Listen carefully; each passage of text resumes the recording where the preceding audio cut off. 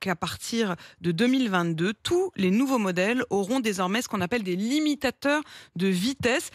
Dans un instant, vous nous direz votre parti pris, vous, c'est de dire que ça nous infantilise. Mais d'abord, je voudrais qu'on comprenne de quoi il s'agit et comment ça va fonctionner. En fait, c'est un système assez simple puisqu'il combine des technologies existantes. Le limiteur de vitesse qui est déjà installé sur nos voitures, des petites caméras installées à l'avant de la voiture qui vont lire les panneaux de limitation Oui. et une cartographie intégrée au cerveau du véhicule en quelque sorte.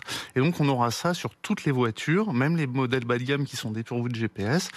Et votre voiture pourra donc, grâce à la combinaison de ces systèmes qui marcheront ensemble, savoir à quelle vitesse vous devez rouler sur la route où vous vous trouvez au moment donné. Savoir à quelle vitesse on doit rouler, c'est une chose, mais nous en limiter, c'est-à-dire qu'est-ce qui va se passer concrètement? On va recevoir un bip, une alarme, C'est ça. la voiture va sonner quand on aura un C'est ira trop ça, vite. si vous roulez à 135 sur autoroute, vous aurez d'abord des petites alertes visuelles au tableau de bord, éventuellement accompagnées d'alertes sonores, et d'une puissance qui va s'amoindrir en quelque sorte de façon à vous inciter à ralentir votre vitesse.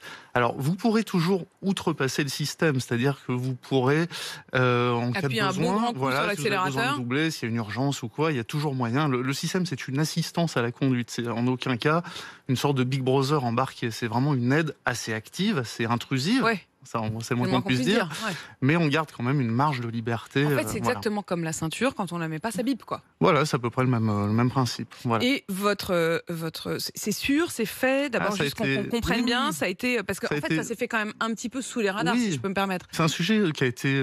ça fait plusieurs années que ça existe. C'est l'ambition de l'Europe d'avoir 0 mort à l'horizon 2050. Donc on va vers des voitures toujours plus assistées.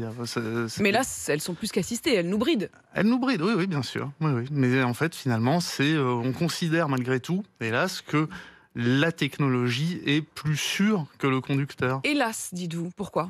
Hélas, parce que ça nous enlève une forme de liberté qui est liée à l'automobile depuis toujours. Ça nous enlève une forme de libre arbitre. Ça nous enlève le plaisir de conduite. Mais c'est aussi parce que on va vers des voitures toujours plus autonomes. Voilà, donc c'est un nouveau pas vers la voiture autonome. En fait, ça nous dépossède un peu de la conduite, quoi. Oui, bien sûr, oui, oui. Il n'y a pas du tout de débat là-dessus, c'est-à-dire que c'est fait, c'est passé, ça vient d'Europe, et on n'aura pas le choix, quoi. On n'aura pas le choix, les constructeurs vont installer ces systèmes et puis ça va passer comme ça, bien sûr. Personne ne se révolte contre ça? Ça va Je veux vers dire, vous, plus- sur votre site internet, est-ce que vous recevez des plaintes, Non, on a le sujet là depuis que c'est en ligne, ça cartonne. On a vraiment des grosses audiences, donc on voit que ça intéresse les gens clairement. Ça suscite pas mal de commentaires, ça agace les gens, mais en même temps, ça va dans le sens d'une meilleure sécurité routière.